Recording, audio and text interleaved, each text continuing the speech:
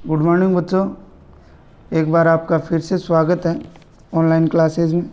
देखिए chapter number 5 हमारा चल रहा था और आज कंप्लीट हो जाएगा इस 10 मिनट के वीडियो के बाद में।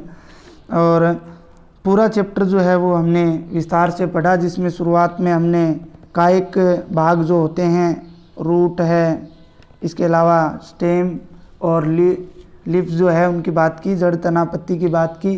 उसके बाद में विभिन्न पादप के विभिन्न भागों की भी बात की, जैसे पुष्प है, पुष्पक्रम है, पुष्पचित्र है, पुष्पसूत्र है, उनकी हमने बात की। आज का हमारा जो तीसरा अगला 3 नंबर जो कूल रहेगा उसका नाम है लिलिएसी। कौन सा कूल है? लिलिएसी। इस कूल की हम लोग बात करेंगे। सबसे पहले तो लिलिएसी कूल जो है इसका सामान्य नाम की बात करते हैं। किसकी बात करते हैं? सामान्य नाम की। सामान्य नाम लिलिएसी कूल के सामान्य नाम की बात करते हैं तो इसे शॉर्ट में लिली कूल या फिर इसे प्याज कूल भी बोला जाता है। क्या बोला जाता है? प्याज कूल भी इसको बोला जाता है। लिली कूल या फिर इसको क्या बोला जाता है? प्याज कूल बोला जाता है। इसके बाद अगर हम बात करें इसके वितरण की बात करें, किसकी बात करें? अगर वितरण की बात करते हैं तो ये पूरे विश्व में पाए जाते हैं। क्या है? संपूर्ण विश्व में इसके जो पादप हैं वो पाए जाते हैं। संपूर्ण विश्व में पाए जाते हैं। अगर इनकी बात करें, वंश की बात करें, इनके वंश की बात करते हैं तो 254 वंश हैं। कितने हैं? 254 वंश हैं। और अगर हम लोग जातियों की बात करें तो जातियां इसकी हैं 4075। कितनी हैं? 4075 जातियां हैं जो विश्व भर में पाई जाती हैं।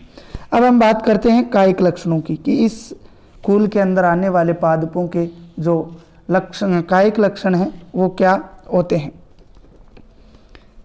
वेजिटेटिव कैरेक्टर्स की बात करते हैं। कायिक लक्षण के अंदर आप सभी को पता है क्या पढ़ते हैं हम? जड़ तना पत्ती के बारे में हम जानते हैं, साथ में स्वभाव के बारे में भी हम जानते हैं। तो सबसे पहले कायिक लक्षण के अंदर हम बात कर लेते हैं स्वभाव की। किसकी बात कर लेते हैं? स्वभाव की बात कर लेते हैं। तो ये जो पादप होते हैं ये बहुवर्षीय शाकीय पादप होते हैं।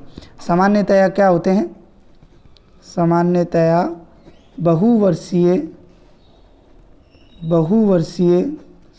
बहुवर्षीय शाकीय पादप होते हैं। शाकीय पादप होते हैं।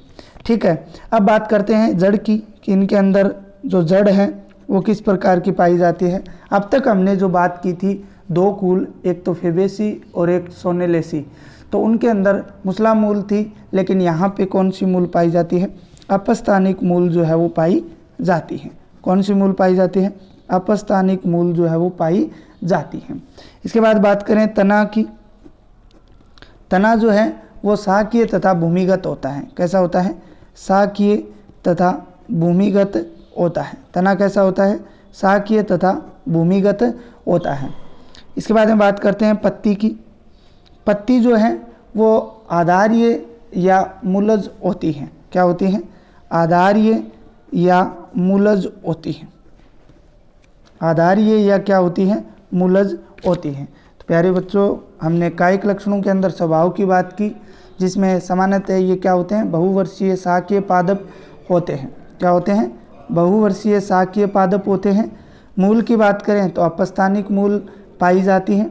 कौन सी मूल पाई जाती है? अपस्थानिक मूल पाई जाती है। ठीक है। तना जो है वो शाकीय तथा भूमिगत होता है। तना क्या होता है? शाकीय तथा भूमिगत होता है। पत्ती जो है वो आधार्य या क्या होती है? मूलज होती है। ठीक है। ये तो हो गए कायिक लक्षण। कायिक लक्षणों के बाद में हम किसकी बात करते हैं? पुष्पीय लक्षणों की बात जो है वो करते हैं। पुष्पीय लक्षण, फ्लावर कैरेक्टर्स की बात जो है वो करते हैं। और उसके बाद में हम उसी के आधार पर क्या लिखते हैं? पुष्प सूत्र जो है वो लिखते हैं। तो सबसे पहले हम बात करेंगे पुष्पक्रम की। किसकी बात करेंगे? पुष्पक्रम की। किसकी बात करते हैं? पुष्पक्रम की बात करते हैं। पुष्पक्रम जो है वो इसके अंदर असीमाक्षी व ससीमाक्षी दोनों प्रकार का पाया जाता है। असीमाक्षी व ससीमाक्षी दोनों प्रकार का जो है वो पाया जाता है। बात करते हैं पुष्प की। पुष्प जो होता है वो सहपत्री होता है। क्या होता है? बीआर होता है, सहपत्री होता है। इसके अलावा सहवरंतीय होता है, अर्थात पर्णवरंत जो है वो पाया जाता है। द्विलिंगी होता है या उभयलिंगी बोल सकते हो, जिसके अंदर दोनों लिंग पाए जाते हैं। इसके अलावा ये त्रिज्या सममित होता है। क्या होता है? त्रिज्या सममित होता है। क्या सममित होता है? त्रिज्या सममित जो है वो होता है, त्रिज्या सममित होता है। अब हम बात करते हैं आगे बाह्य दलपुंज की। किसकी बात करते हैं?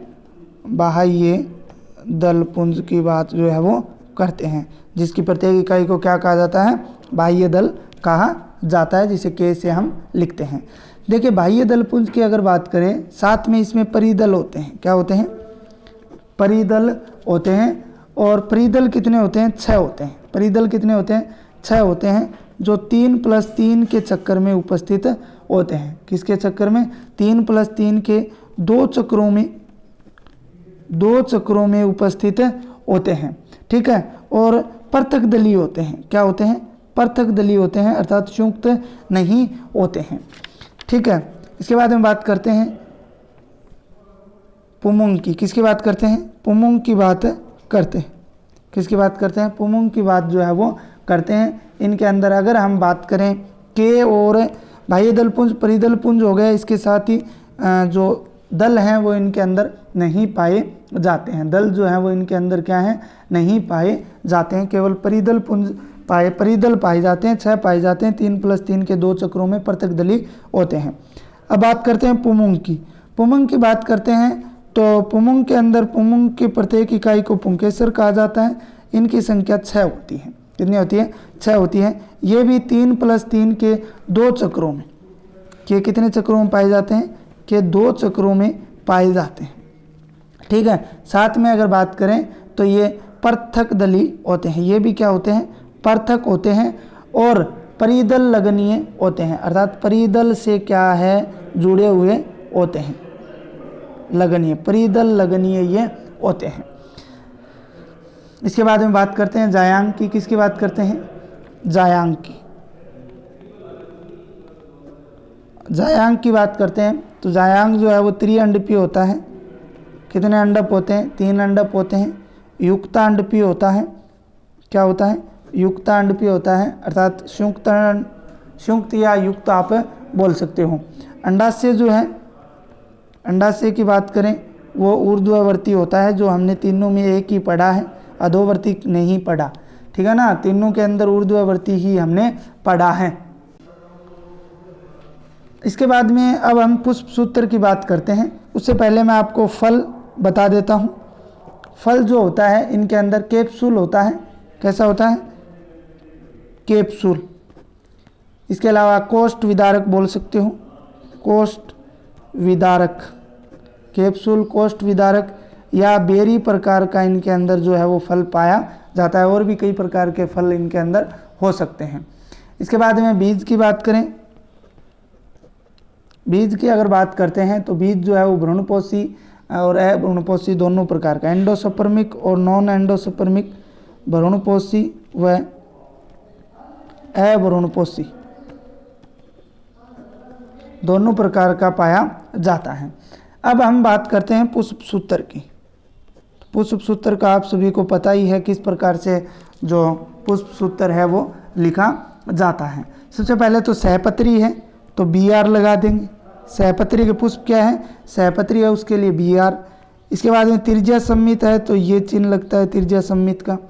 इसके बाद अगर हम बात करें तो द्विलिंगी है तो द्विलिंगी के लिए ये चिन्ह लगाया जाता है। इसके बाद में दल और बाह्य दल होते हैं नहीं, परिदल होते हैं तो उसके लिए P लगाते हैं। 3+3 के चक्कर में 6 पाए जाते हैं जो पृथक दली होते हैं। इसके बाद में पुंकेसर की बात करें तो वो भी 3+3 के अंदर होते हैं और अलग अलग होते हैं तो 3+3 लिख दिया। जो किससे जुड़े हुए होते हैं? परिदल से जुड़े हुए होते हैं तो ये इसके ऊपर कैप लगा दी। इसके बाद में जायांग की बात करते हैं तो त्रिअंडपीय होता है 3 लिख दिया। युक्तांडपीय होता है ब्रैकेट लगा दिया। और ये क्या होता है, ऊर्ध्ववर्ती होता है, तो नीचे क्या कर दी, अंडरलाइन कर दी। इस प्रकार से इसका क्या है, पुष्प सूत्र जो है वो आसानी से लिखा जाता है। इसके बाद में अगर बात करें इनके अंदर परागण की, तो परागण की क्रिया जो है वो कीटों द्वारा होती है। किसके द्वारा होती है, कीटों द्वारा होती है। कीट जो होते हैं उनके द्वारा इनके अंदर परागण की क्रिया है वो होती है। लास्ट रहा है आर्थिक महत्व। कौन सा, आर्थिक महत्व।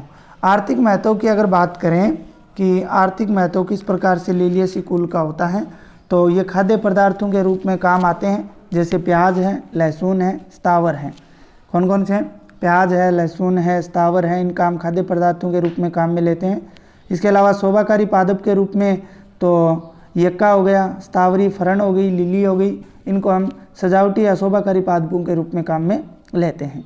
कुछ पौधे ऐसे हैं जिनको औषधीय पादपों के रूप में भी काम में लेते हैं, जैसे चौब चीनी जो चर्म रोग के उपचार में काम आती है। इसके अलावा ग्वार पाठा ये भी काम में आता है। प्याज है वो लू के उपचार में काम आता है, ठीक है। और लास्ट जो है वो है रेशों के रूप में, जैसे यक्का है उसकी पत्तियों से क्या बनाए जाते हैं, रेशे जो हैं वो बनाए जाते हैं। तो इस प्रकार से प्यारे बच्चों आपका 5 नंबर चैप्टर जो है वो कंप्लीट हो चुका है। इसके बाद हम 6 नंबर चैप्टर की बात जो है वो कल से शुरू करेंगे।